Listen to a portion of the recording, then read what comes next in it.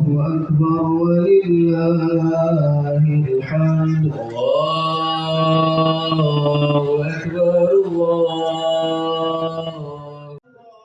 Dalam pelaksanaan sholat Idul Fitri di Masjid Al-Islam Cengho, terdapat beberapa mu'alaf yang mengikuti sholat Idul Fitri di halaman Masjid Al-Islam Cengho, Palembang.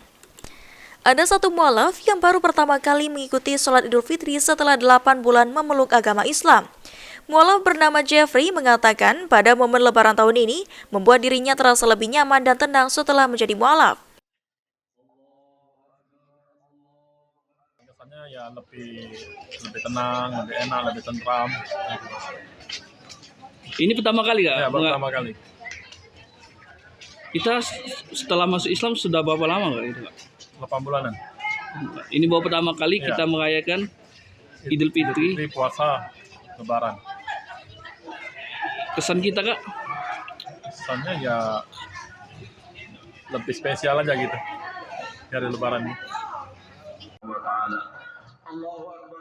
Sama halnya dengan Jeffrey, Mary mengaku Lebaran merupakan hari kemenangan bagi umat Islam, yang mana setelah berpuasa selama 30 hari, momen Idul Fitri ini juga merupakan mensucikan diri. Ya, alhamdulillah merasa senang ya, apalagi kita sudah jalankan puasa selama 30 hari. Inilah momen-momen yang sangat dinanti-nanti ya setiap umat Islam setelah puasa, ya inilah untuk penyucian diri. Jadi sholat Id ini di samping silaturahmi, ya juga itu untuk diri sendiri itu merasa bahagia.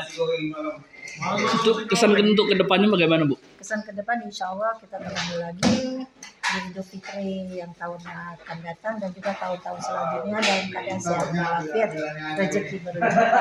Ya, senang sekali ya karena kita bisa ketemu sama bersilaturahmi sama kawan-kawan yang lain.